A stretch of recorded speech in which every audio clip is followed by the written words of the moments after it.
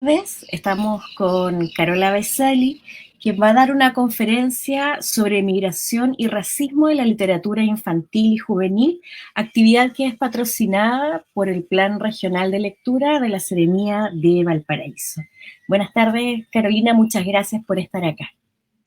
Gracias, Gladys. Gracias a ti por la invitación y quiero dar especialmente las gracias al Plan Regional de Lectura de Valparaíso por hacer posible este encuentro, esta conversación que vamos a tener hoy. Y bueno, y a la Feria del Libro Independiente de Valparaíso también por considerar la infancia como un tema, darle la relevancia que tiene, ¿verdad? Un tema que generalmente es minimizado y minorizado en tantos sentidos. Así es que nada, agradecerles y bueno, antes que todo quisiera, ya que la charla se presenta como un tema relacionado con migración y racismos, quisiera no dejar de mencionar los hechos de violencia ocurridos en la Araucanía anoche en contra de representantes del pueblo mapuche por parte de conciudadanos y de las fuerzas policiales. Me parece que hay que apuntarlo, ¿no? Es un tema que hay que considerar, ya que estamos tocando un tema delicado como este, ¿verdad? Que nos afecta directamente y vemos cómo se actualiza en cada momento. Ahora bien, si bien la presentación estaba pensada en un inicio para hablar de temas de migración y racismos, la verdad es que el tema se nos iba un poco de las manos, hay muchísimo que hablar al respecto, por lo tanto, he decidido referirme, centrarme en lo que es la migración en la LIJ, Literatura Infantil y Juvenil, asumiendo la racialización de la migración, ¿no? De las comunidades migrantes, sexualización, racialización y toda la forma en que esto influye en la construcción, en las construcciones simbólicas respecto del migrante en la literatura propiamente tal. Dicho esto, la bajada de esta presentación tiene que ver con hacer un recorrido desde el libro álbum. Ya iremos viendo las razones que llevan a esta trayectoria que vamos a tomar, ¿verdad? Así que sin más, las y los invito a hablar de libros. Esa es mi especialidad. Yo soy doctora en literatura, me especializo en poesía y en literatura infantil y juvenil, por lo tanto, esa es mi expertise, desde ahí hablo. Por lo tanto, los invito a conversar de libros. Sé que había muchos expertos en este tema que iban a estar aquí, amigos queridos, por lo tanto, ojalá y bienvenidos sean todos los comentarios, complementar la información, etcétera, porque, bueno, el conocimiento se construye de forma conjunta y realmente considero que hay mucho que aportar desde ustedes también. ¿Ah? Así que, bueno, vamos a hablar de un tema, ¿no?, que tiene los orígenes en la historia misma de la humanidad, ¿no? Los flujos humanos han atravesado la historia humana desde sus orígenes. Sin embargo, algo ocurre, ¿no?, en la época contemporánea, en conjunto con los procesos globalizadores, eh, que tiene que ver con una paradoja muy curiosa, ¿no? Que en tanto más se, se liberan, se abren ya los flujos de capital, entre más circulan los flujos de capital en el mundo, ¿verdad? Paralelamente ocurre lo contrario con los flujos humanos, ¿ah? Que por el contrario se criminalizan, ¿sí? Y sufren, bueno, ya conocemos, ¿no?, las consecuencias y la situación de los migrantes en todo el mundo, ¿cierto? Cómo al huir de un escenario, de un espacio de violencia relacionada con la guerra, con el exilio, con la pobreza, etcétera. Finalmente son víctimas de más violencia una vez que migran, tanto en el trayecto como al llegar a los espacios de acogida, ¿verdad? Por lo tanto, bueno, todo este contexto se hace más grave aún cuando ponemos el foco en la cantidad de niños, niñas y adolescentes migrantes. Eh, ¿Y por qué me parece importante apuntar esto? Porque a la condición ya subalterna de la infancia en tanto que infancia, ¿no?, se suma a esto la subalternización propia de la condición migrante, ¿no? Hay que apuntar en este sentido que la infancia históricamente ha sido uno de los grupos subalternos a la par, ¿no? Con las variantes de clase, etnia, género. También vamos a añadir la variable edad a lo que entendemos por subalternidad, ¿verdad?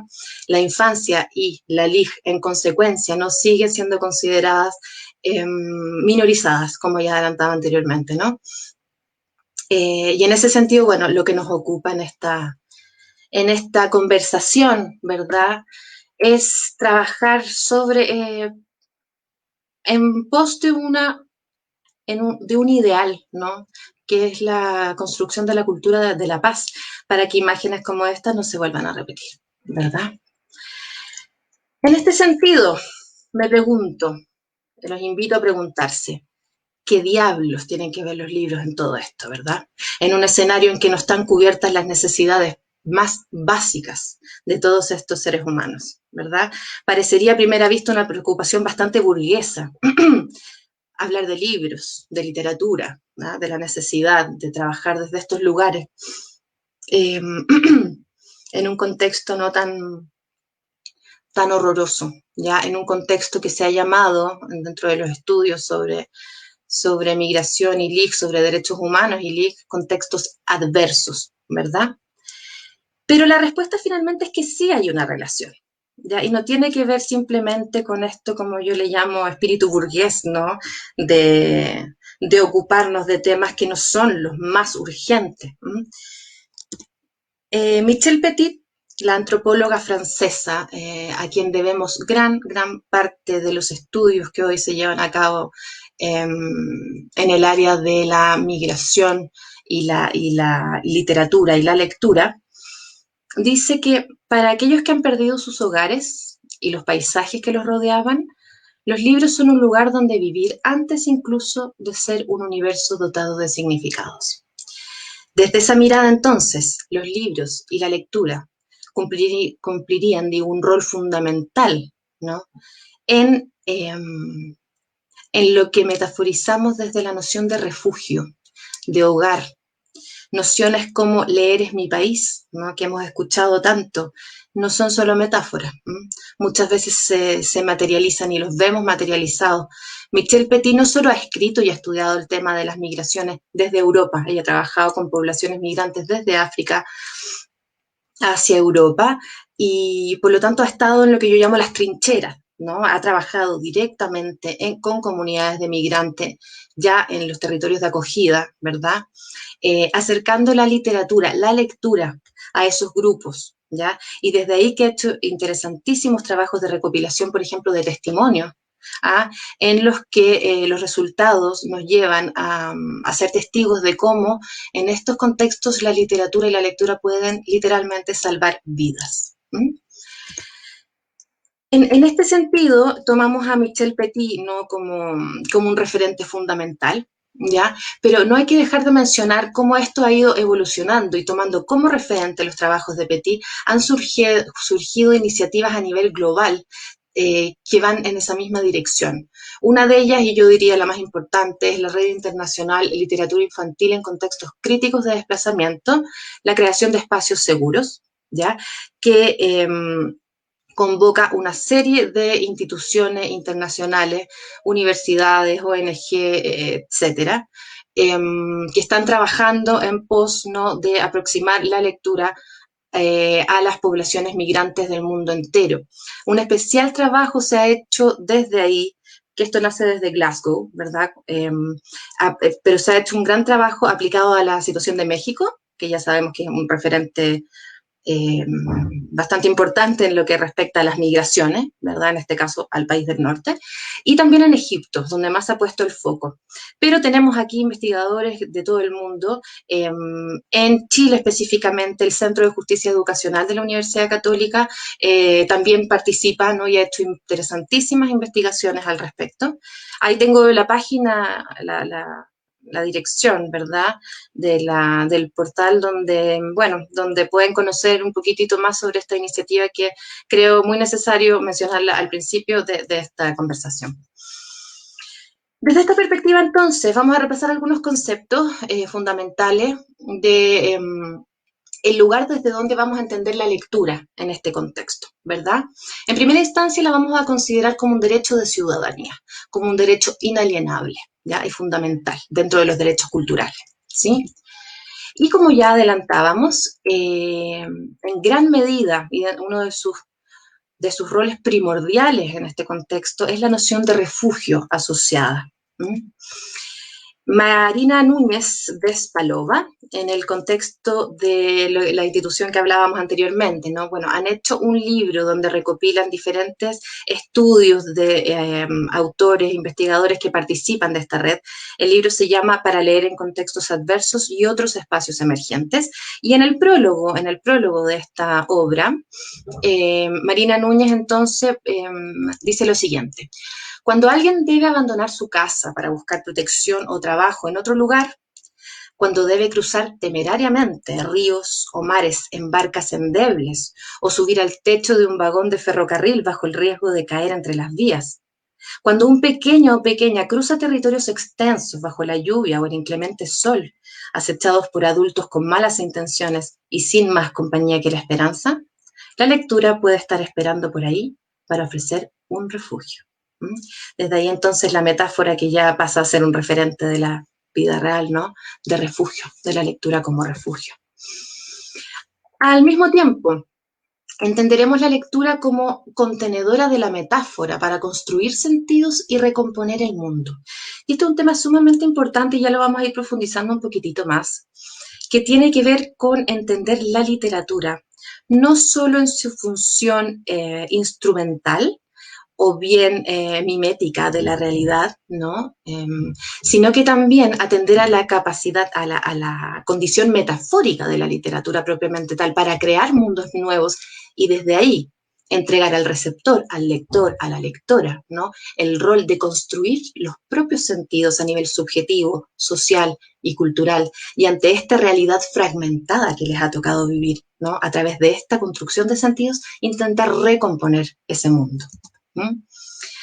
Michel Petit también forma parte de este libro que ya les he comentado, y en este sentido propone que leer permite desencadenar una actividad narrativa y tender puentes entre los eslabones de una historia y algunas veces entre universos culturales diferentes, más aún cuando esta lectura procura no un calco de la experiencia propia, sino una metáfora en la que el cuerpo es tocado, ¿no? Entonces Petit utiliza la idea del calco, ¿ya? Yo utilizaba la de mímesis, ¿no? De experiencia mimética, pero más bien nos referimos a la imitación de la realidad, ¿ya? No necesariamente la literatura debe transformarse en una imitación de la realidad, a veces tan dolorosa y difícil de expresar en palabras, ¿no? De la migración, sino también en una metáfora, ¿ya? Y leer desde esa construcción y acervo simbólico. Otro concepto asociado con la lectura tiene que ver con entenderla como una defensa contra la barbarie y a favor de la dignidad y la integridad. Y por otro lado, relacionada también con lo ya comentado, la lectura, digo, como medio para resignificar el horror, ¿no? De darle un vuelco, de resignificarlo, de comprenderlo desde otros lugares, de ponerle otras palabras, ¿sí? Otras imágenes. Generadora de pensamiento crítico, por cierto, quienes trabajamos y nos desenvolvemos en el ámbito de la mediación de la lectura, sabemos la gran potencialidad de esta para generar pensamiento crítico en el lector y en la lectora, ¿verdad? Cuando damos un paso más allá del consumo pasivo de los contenidos que estamos leyendo, sino que los interpelamos, los construimos en tanto que coautores. Y desde ese lugar también vamos ejerciendo un pensamiento crítico, una toma de postura frente a la realidad, ¿verdad? Y en este sentido, y sobre todo en este caso hablo de la ficción, de la fantasía, incluso de los cuentos de hadas sobre todo, ¿verdad? La lectura se relacionaría con la transmisión de la posibilidad de construir otros mundos posibles, ¿verdad? En la medida en que leemos, ¿no? Una cantidad de innumerables mundos posibles construidos a través de la fantasía, se nos está transmitiendo también que nosotros podemos construir otros mundos posibles y no conformarnos o entregarnos a los mundos fragmentados, violentos, dados. Cito a Evelyn Arispe aquí porque ella es una de las investigadoras fundamentales en esta red internacional de la lectura en contextos adversos de la que ya hablábamos. Ella es una de las piezas fundamentales aquí en el nexo que ha hecho entre Glasgow y México, ¿verdad? Y en este sentido, Arispe propone que los cuentos y la literatura para niños no son solo el primer paso para el desarrollo del lenguaje, que ha sido como uno de los mayores valores, ¿no?, tradicionalmente atribuidos a la lectura, ¿no?, aprender el lenguaje. O bien también ha sido tradicionalmente relacionada con la capacidad de conocer temas, de descubrir, ¿no? Entonces ella propone que no solo son el primer paso para el desarrollo del lenguaje y la adquisición de competencias esenciales, sino también para la construcción de un sentido del yo y de la pertenencia, a la vez que crea conexiones con los otros y con sus mundos. Entonces aquí nos aproximamos también a otro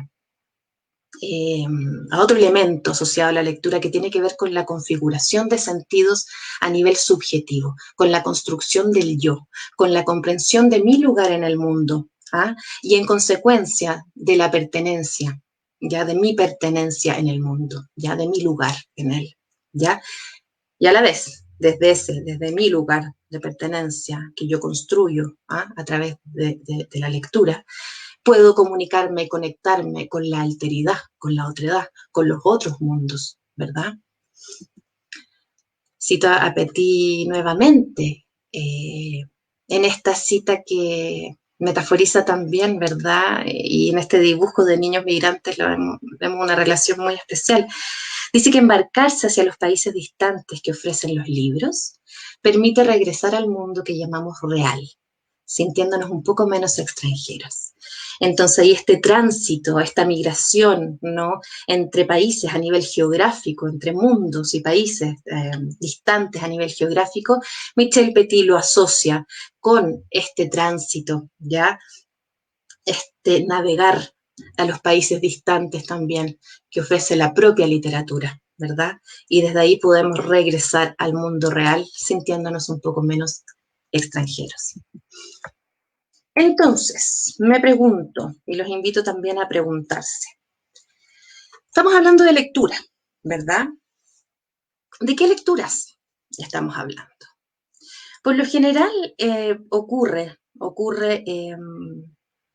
que hay muchas personas, sobre todo desde el ámbito de la educación o incluso desde la mediación a nivel familiar, ¿no?, de cuidadores, de mediadores dentro de la familia, de las comunidades, que sienten la necesidad de preguntar, ¿no?, por libros para lograr tal cosa, ¿verdad? Yo siempre ridiculizo un poco y espero lo tomen como una caricatura, pero está el papá o la mamá, sobre todo la madre, hay que decirlo, que pregunta por lecturas para entrenar al niño o niña para controlar esfínter, ¿verdad?, para sacarle los pañales, ¿no? Libros para, libros en tanto que instrumentos para lograr algo. En ese mismo sentido, y aquí instalados ya en el contexto actual que estamos viviendo, ha habido mucha inquietud respecto de la recomendación de libros para trabajar o bien elaborar el trauma ocasionado por la pandemia. Y en este sentido, mi postura junto con la de mucha gente, ¿verdad?, que abordan, que trabajan el tema de la lectura y la adversidad, es que no deberíamos esperar de la literatura necesariamente, ¿verdad?, un para algo, ¿no? No deberíamos instrumentalizar necesariamente la literatura, ¿ya? Eso nos obliga un poco también a salir un poco del paradigma de la literatura como espacio didactizante, como espacio de enseñanza. Evidentemente, y lo hemos estado viendo, la literatura nos enseña muchísimo, ¿no?, las bases de la construcción del acervo simbólico que nos va a marcar para toda la vida. Sí que hay una enseñanza fundamental. Sin embargo, esta enseñanza no debería estar guiada ni orientada a lograr aprendizajes específicos. No sé si me explico, ¿ya? En ese sentido, la invitación es un poco a mirar un poco más en perspectiva el asunto y a entender que en el caso, por ejemplo, de la pandemia, el mejor libro que podemos recomendar para la pandemia no es necesariamente un libro que hable sobre la pandemia, sino un libro que a través de la ficción, de la fantasía u otros elementos, ¿no? Estrategias narrativas, nos permita elaborar el trauma provocado, ¿verdad? Por este escenario adverso y muy traumático para la infancia por el que estamos pasando todos y todas, ¿verdad? Y por otro lado, también invitarlas a reflexionar sobre los libros sobre, que está muy relacionado con lo que acabamos de comentar, ¿no? No necesariamente necesitamos leer libros sobre migración para elaborar el trauma de la migración o bien para trabajar el tema de las comunidades migrantes con habitantes de las comunidades de acogida, ¿verdad? Digo, no necesariamente, porque en muchos casos sí lo vamos a hacer, ¿verdad? Y existen obras maravillosas que tematizan la migración desde diferentes lugares, pero no necesariamente, y eso es lo que me gustaría también más o menos establecer, ¿verdad? Más bien, en vez de libros para y libros sobre, considero que tenemos que hablar de libros, ¿ah? Lecturas, más allá de qué lecturas sean. ¿Ah? Uno lee diferentes lenguajes, ¿ah? Uno se lee el urbanismo, se lee los gestos, se lee las imágenes, se leen los WhatsApp, ¿ah? Se leen los videojuegos. ¿Ah? Los lenguajes contemporáneos incluso han multiplicado la cantidad de lenguajes posibles. Pero incluso si hablamos de libros propiamente tal, todo libro, ¿ah? Va a contribuir en la dirección en la cual estamos hablando. Entonces, un poco también cuestionarnos nuestros cánones, qué consideramos literatura legítima o no, ¿verdad? La imposición de esos cánones de lectura. Perdón por la cantidad de texto, pero bueno, a grandes rasgos, consejos, miradas generales sobre el tema que estamos tratando, ya los hemos mencionado, ¿verdad? A lo largo de lo que llevamos de conversación. Pero un poco invitar a despojarnos, ya lo hablábamos, de la noción utilitarista de la literatura para, ¿m? Ampliar un poco la mirada más allá de la tematización, de lo explícito, ¿verdad? Y en ese sentido retomo la idea de la metáfora para la construcción de significados en torno al mundo, ¿verdad? En ese sentido, apostar por el desplazamiento, por el desvío, por la metáfora en lugar de la evocación directa, mimética, que lo que hace es entregar el contenido procesado a un lector que se asume como incapaz de decodificar o de interpretar, ¿verdad? Por sí solo. En algunas otras ocasiones también es muy válido y tiene un gran potencial la idea de apostar por el realismo. Y me refiero en este caso fundamentalmente en el tratamiento de la migración con las comunidades de acogida, ¿verdad? Para también trabajar la empatía. Ojo ahí que trabajar esa empatía no significa necesariamente revictimizar la condición migrante del migrante. Y eventualmente, si nos da el tiempo, ¿sí? Vamos a conversar un poquitito de eso. Y un tema bien importante también, en la medida de lo posible, ya que sabemos que los libros, en tanto que libros, ya son la puerta de entrada fundamental. Una vez que ya estamos ahí dentro, como mediadores, hemos logrado establecer ese cruce, ese nexo entre lector y lectura, apuntar a la calidad literaria dentro de lo posible, ¿no? En el sentido de que existe muchísima bibliografía relacionada con la migración en este caso, que yo he llamado literatura de buenas intenciones, ¿no? Muy políticamente correcta también, eh, que lo que hacen finalmente y sin la intención de hacerlo es remar en contra, por así decirlo, ¿verdad? Eh, reafirmar, reafirmar la exclusión, ¿verdad? Y en ese mismo sentido, la construcción de la exotización del migrante, es algo que vemos replicado una y otra vez, incluso en textos de gran calidad literaria, ¿verdad? Vemos la inevitable exotización que se produce al referirnos, ¿no?, al sujeto de las comunidades migrantes. Ya lo decíamos, promover la lectura de universos metafóricos y fantásticos, más allá de la tematización mimética, ya lo decíamos, y favorecer la libertad de elección, ¿verdad? Dentro del trabajo de un mediador, ¿verdad? intentar salirnos del corsé de la obligatoriedad de la lectura y ojalá entregar en esta ruta hacia la permitir al niño, niña, adolescente retomar su voz, escuchar su voz, también escuchar y entregar la libertad de elección, ¿verdad? Y en ese sentido me hago parte de la idea que dice que no existen lecturas perfectas, sino lecturas perfectas para cada lector, ¿ya?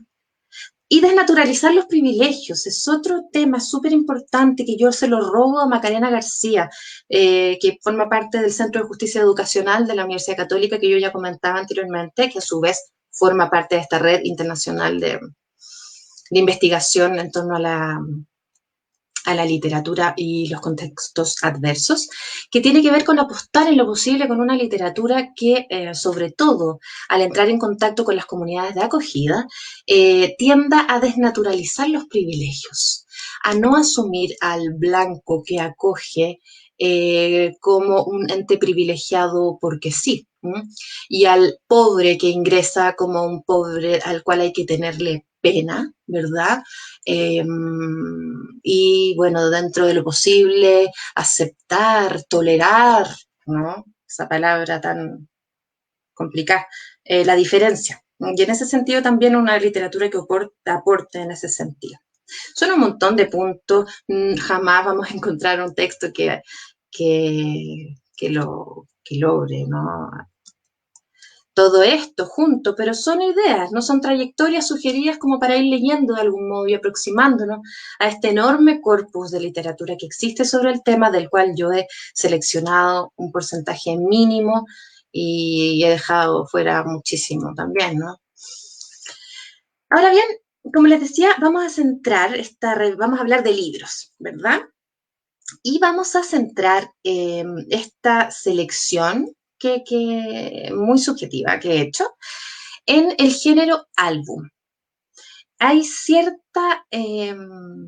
acuerdo entre los investigadores del área en que los libros álbum se constituirían como un género de especial relevancia y con una especial potencia para trabajar el tema de la migración, ¿ya? Eh, para aproximarse, ¿no?, a las comunidades migrantes. Esto se debe a varias razones, entre otras. Bueno, como un contexto de lo que es el libro álbum, ya es un género muy reciente que surge en el siglo XX y que es el único género en la historia, ¿no?, de la literatura que surge desde la propia literatura infantil y juvenil para luego ampliarse a la literatura con mayúscula, ¿verdad? A la literatura respetable y legitimada, ¿no?, que es la literatura. Dentro de la cual la LIG ha sido históricamente relegada a un segundo plano, entendida como subliteratura, ¿no? En este caso también hay una reivindicación del campo, en el sentido de que el libro álbum nace desde la LIG propiamente tal. Ahora, ¿cuáles son las particularidades fundamentales del álbum? Hay muchísimas, ¿no? Pero vamos a tomar los elementos fundamentales, ¿no?, sustanciales.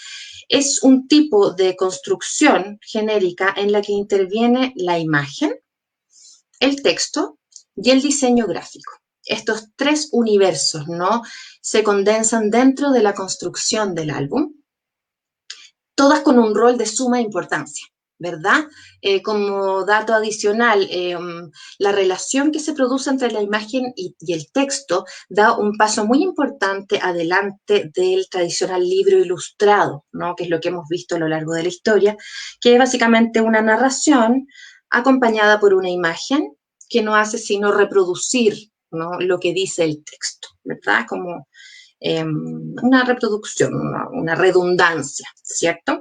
En el caso del álbum existe una interacción, una interdependencia entre la imagen y el texto, que implica que yo no voy a entender el texto si es que no tengo la imagen, y no entenderé la imagen si no tengo el texto. Y por otro lado, las pautas de diseño gráfico tienen que ver con la dimensión significativa de elementos de la factura del libro propiamente tal, como las guardas, como el formato del libro, ¿no?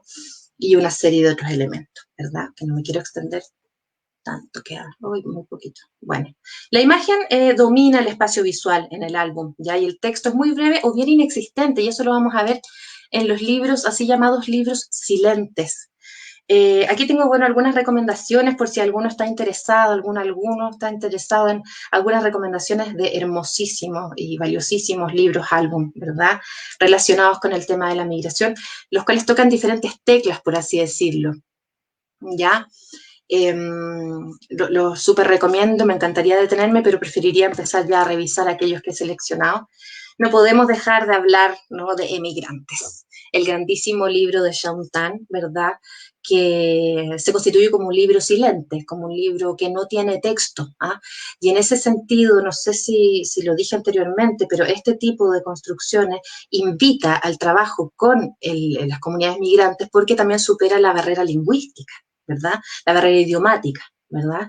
Nos comunicamos a través de la lectura de imágenes, de este tipo de lenguaje. Entonces, es una lectura en ese sentido muy inclusiva, ¿ya? A la vez que atractiva, sobre todo por los lectores niños, adolescentes y jóvenes. Y aquí tenemos, bueno, he seleccionado algunas de las páginas más bellísimas de Shaun Tan, ¿verdad?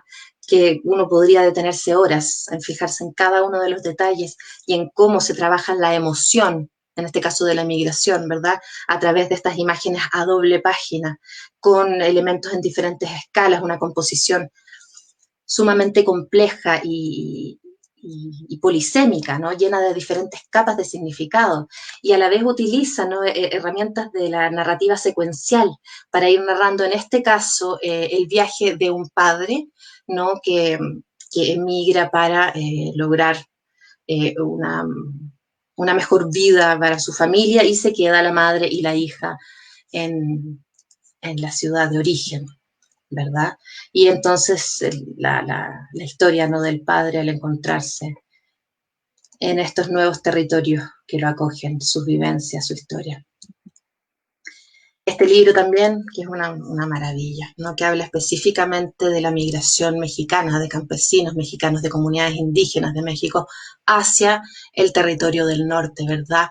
En este caso, la factura del libro es una de las cosas más impresionantes que tiene, planteado como una especie de códice, ¿verdad?, que se despliega como un libro acordeón, ya de no sé cuánto, pero no olvidé el número, pero extensísimo, ¿no?, que es desplegable, que ya nos aproximamos aquí a otro nivel del álbum, que ya coquetea, digamos, con el libro objeto, ¿sí? María José Ferrada, nuestra autora nacional, nuestra poeta de la infancia, y no solo de la infancia, ¿verdad?, chilena. Creo que estuvo ayer, ¿no?, participando también en las actividades de la feria. Bueno, tiene este libro maravilloso que se llama Otro País, donde narra en verso, ¿verdad?, la migración. No desde la voz de un niño, que es algo un recurso que suele repetirse en la literatura de este tipo, sino desde un hablante, ¿no?, que de alguna forma grafica, dibuja, bosqueja a través de la metáfora, ¿no?, la migración, ya como concepto. Me encantaría leer mucho de esto, pero tal vez algunas estrofitas, ¿ah? A todo esto acompañado por ilustraciones, ¿no?, de gran calidad, que están dialogando, ¿no?, con el texto, no están reproduciendo lo dicho, ¿verdad? Estamos hablando siempre del género álbum. Y el paisaje. El paisaje del país de los niños migrantes es un paño blanco. Lo llevan en el bolsillo junto a una aguja, y cada vez que pueden van bordando algo. Lo que veían por la ventana de la casa que quedaba en el país que dejaron, el árbol al que subían por las tardes, lo que divisaron desde el avión, el bus o el barco que tomaron, un pedazo de mar o de desierto, la noche. No hay primos ni abuelos en ese país. Tampoco hay mascotas, porque si tienes una mascota te encariñas y algún día vamos a volver. Pero los días pasan y el día en que vamos a volver no llega nunca. Los días pasan y no tienes mascota. Y no puedo evitar recordar este maravilloso libro de la autora chilena radicada en Argentina, Carola Martínez, Matilde, ¿no?, que si bien no está dentro del tipo de corpus trabajado en esta presentación, porque es una novela más bien orientada al público adolescente y juvenil, habla del exilio, en este caso del exilio chileno, ¿ah?, y se repite una y otra vez la idea de ya vamos a volver, ya vamos a volver. Y la verdad es que eso no ocurre. Pero los niños migrantes piensan que ellos no han probado la comida de todo el mundo y que tampoco podrían hacerlo porque el mundo es un lugar grande, demasiado grande, y ellos son pequeños. Con la sutileza y la delicadeza de esas imágenes tan propias de la escritura de María José Ferrada, ¿verdad?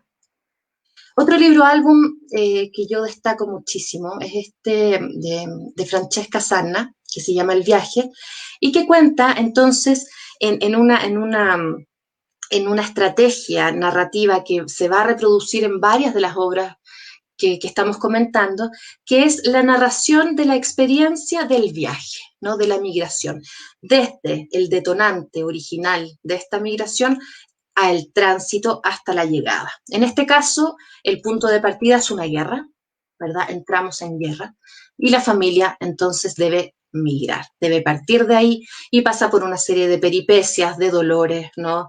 De lugares sumamente peligrosos, de horror, de miedo, ¿verdad? Yo puse aquí una imagen un poco más luminosa, ¿verdad? Que es que les tocó de repente viajar en un camión de frutas y verduras. Hay mucha tristeza y mucha nostalgia. Y en este sentido llamo también a romper ciertos tipos de tabú en los así llamados temas difíciles de la LIG, ¿no? Que han causado mucho escozor, ¿no? En gran cantidad de gente que se dedica al tema de la LIG, sobre todo vinculados a lo didáctico, a la educación en gran medida, no todos, por supuesto, que tiene que ver con la idea de proteger un poco al niño de lo triste, del horror, de lo doloroso, en lugar de enfrentarlo con eso mismo, en el entendido de que los niños y las niñas están enfrentados a diario a ese horror. ¿Ah? Entonces el llamado es un poco también a reconciliarse con la idea de trabajar esos temas difíciles de la LIG sin pudor alguno, ¿verdad? Eh, Aquí entonces la madre es la figura fundamental que acoge a los hijos. Y luego, bueno, en la ilustración siguiente que no la puse, los niños se duermen, entonces ahí es cuando la madre llora, ¿verdad? Y los colores se tornan más oscuros.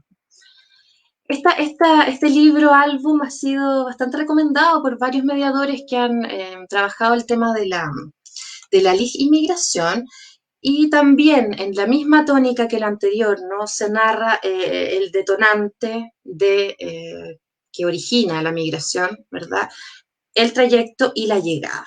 En el caso de Me llamo Yoon, se trata de una niña coreana, ya que sale de su lugar de origen, y se centra la historia más bien en la llegada a la escuela, ¿ya? Y básicamente el conflicto está dado por la negación de ella en una actitud muy recurrente y propia de las reacciones que se producen al llegar al lugar de acogida por parte de un migrante, que es la resistencia, ¿verdad? A esta adaptación. En este caso, esta resistencia se manifiesta en la negación de John de escribir en la escuela su nombre con caracteres occidentales, ¿verdad? Entonces el padre un poco ejerce una presión muy dura sobre la niña para que aprenda a escribir como se debe, ¿verdad? En ese lugar su nombre, y ella no quiere porque le gusta cómo se escribe su nombre en coreano, porque es más bello, porque es una figura, porque no están desconectados los caracteres, ¿verdad? Y finalmente la historia transcurre en el proceso en que ella poco a poco va buscando nombres en el idioma, en la lengua del país de acogida. Primero dice que es un gato, luego una Magdalena, y finalmente en esa búsqueda de subjetividad, de identidad, en esa reconfiguración de la identidad, eh, que forma parte de los procesos, ¿verdad?, del migrante en la llegada a su nueva realidad, finalmente ella es capaz de escribir su nombre. Entonces, en una metáfora de la reconstitución de esta nueva identidad, ¿verdad? Bueno, aquí está transformada en Magdalena, ¿no? Poco a poco entonces se va soltando y finalmente recibe el reconocimiento de la maestra, que era su gran preocupación por haber finalmente escrito su nombre como se debe. Entonces yo también plantearía un punto de vista crítico al respecto, ¿verdad? Esta idea de que la maestra y el padre, en tanto que figuras de autoridad, van a ejercer una gran presión para forzar un poco el proceso de adaptación, ¿verdad? Y que finalmente le van a celebrar el hecho de por fin haberse adaptado. ¿Ya? Eloísa y los bichos, un maravilloso, maravilloso libro, álbum de Jairo Buitrago, ilustraciones de Rafael Yocten, que ya con esto vamos entrando a la idea de la metaforización de la literatura, ¿no? De la entrega de un tipo de historia, de un tipo de narración que ya se va alejando de lo mimético, ¿no? Para entrar de lleno al terreno de la fantasía y de la metáfora, ¿verdad?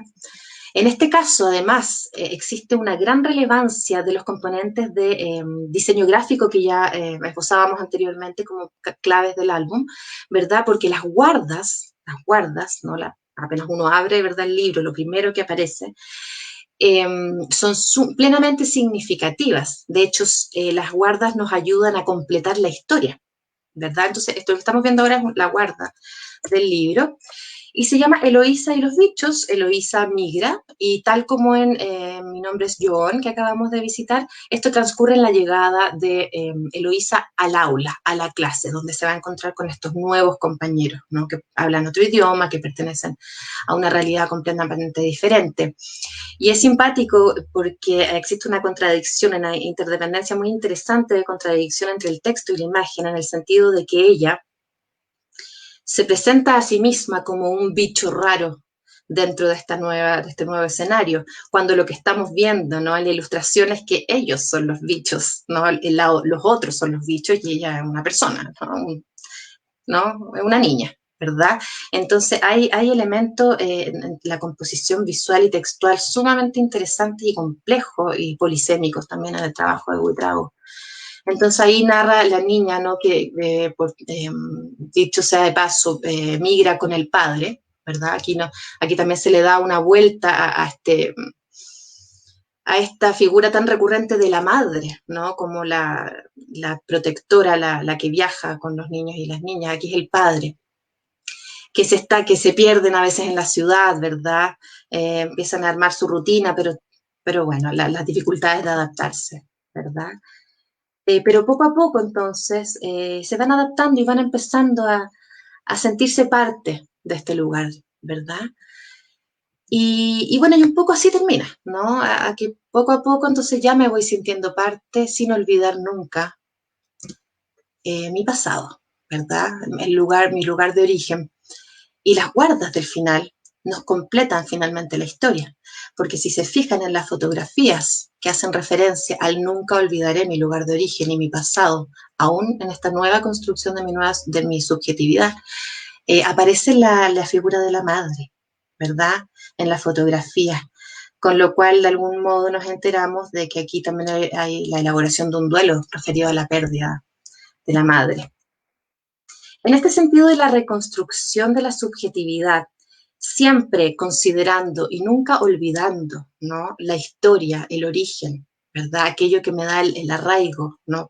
Primero a la vida.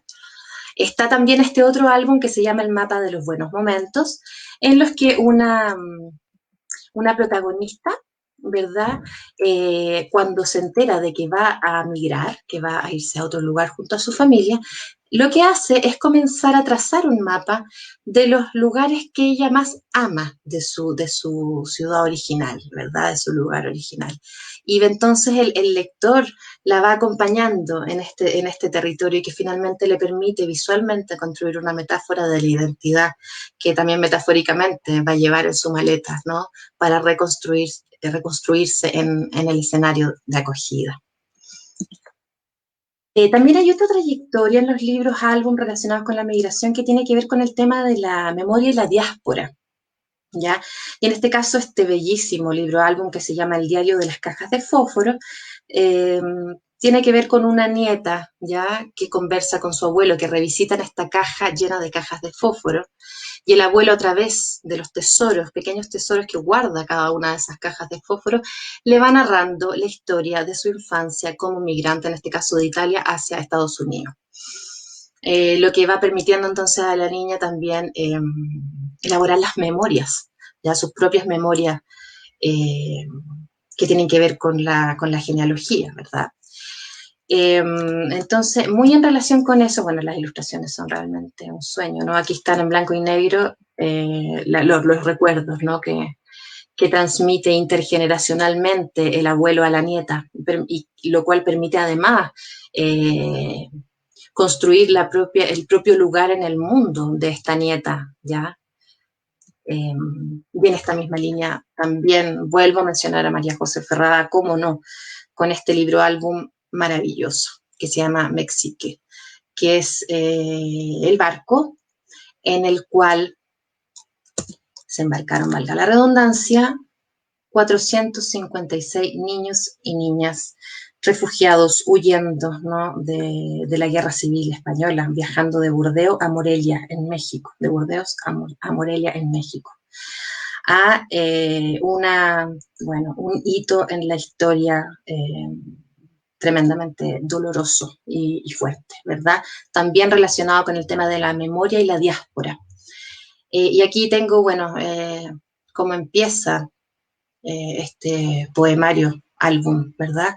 1, 2, 3, 78, 79, 80, 221, 222, 223, 312, 313, 314, 409, 410, 411, 456 niños y niñas a bordo.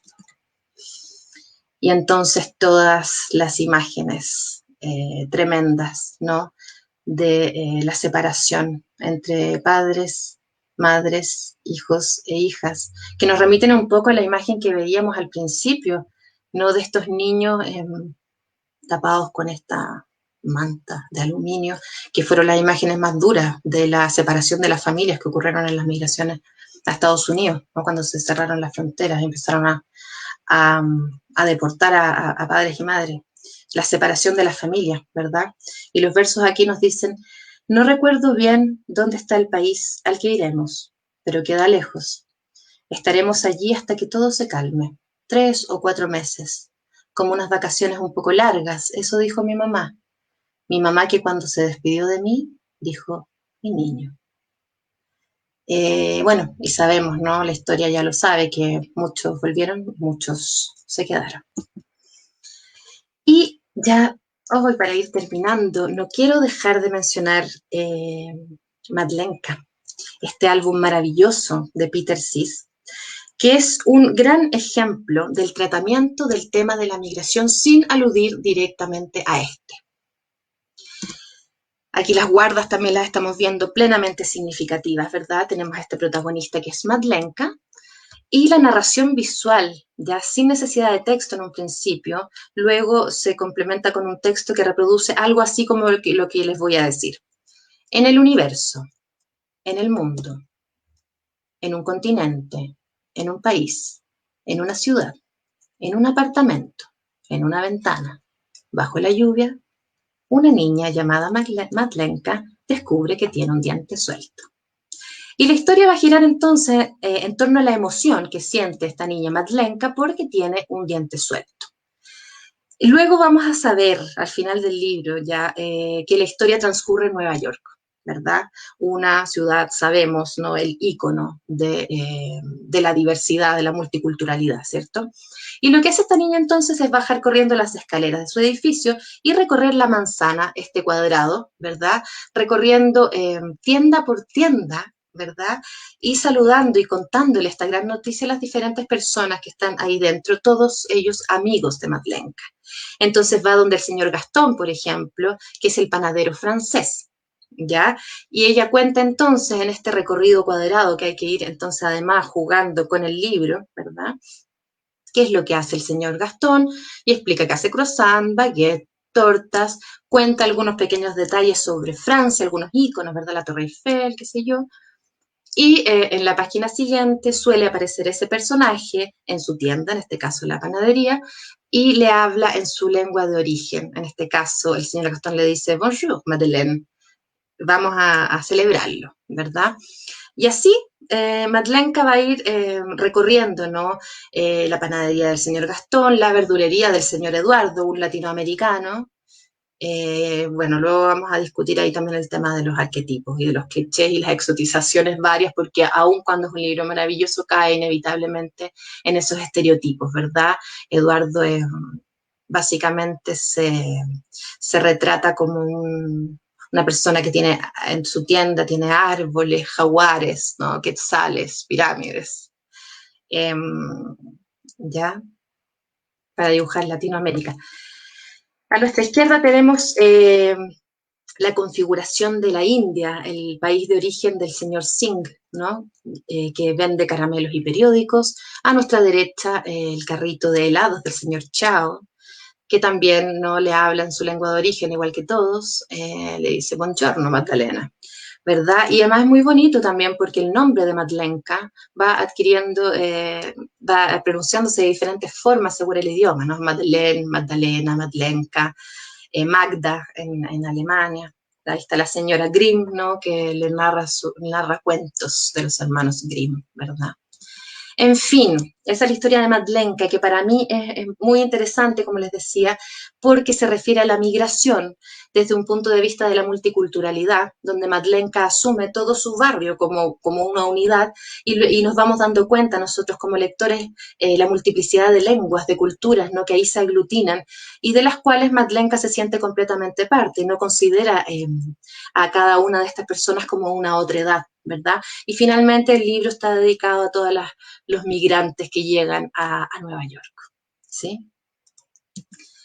Y bueno, no dejar de mencionar esta maravilla, esta alegoría minimalista y ya un clásico de la literatura infantil y juvenil de Leo Lionni, que es Pequeño Azul y Pequeño Amarillo, que básicamente se trata de dos figuras, de dos círculos, uno azul y uno amarillo, dos amigos que se querían tanto, que se abrazaron tan fuerte, que se transformaron en verde, y cada uno al llegar a sus casas, la familia azul no podía aceptar a este hijo verde que llegaba y por su lado la familia amarilla no podía soportar a este hijo verde que llegaba. La historia transcurre y finalmente todos terminan abrazados juntos y son todos verdes, ¿no? Entonces ahí a través del tratamiento alegórico, muy también dirigido como a la primera infancia, ¿no? Podemos aludir a la migración, a la diversidad cultural, étnica, ¿verdad? Proponiendo, dándole el valor, ¿no? Y para cerrar ya, no puedo dejar de mencionar a quien considero un maestro, ¿ah? Un maestro en lo que es la literatura infantil, en tanto que pedagogo, poeta, editor, escritor, digo, y su enorme contribución a desarrollar la imaginación en la infancia, la legitimación de la infancia, darle voz a la infancia, desde la poesía, desde la metáfora y desde un espíritu de trabajar por la cultura de la paz.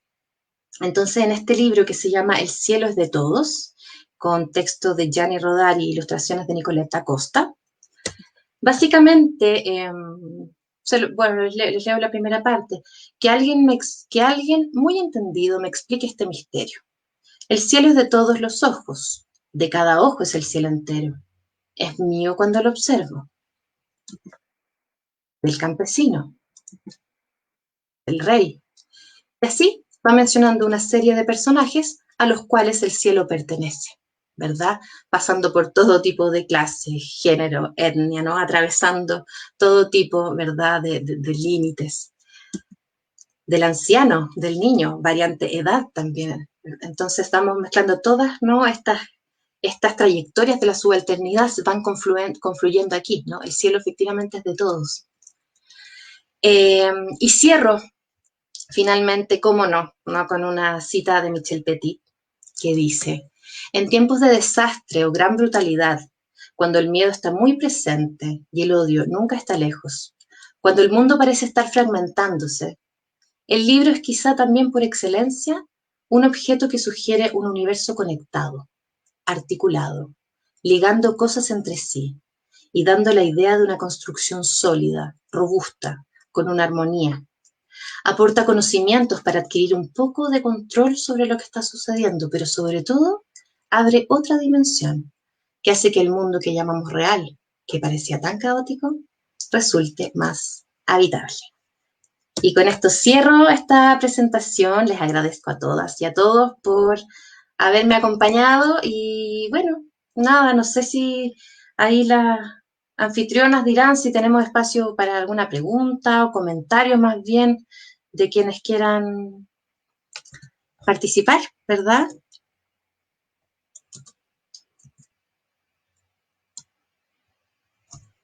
¿Está la Javi por ahí? ¿La Gladys?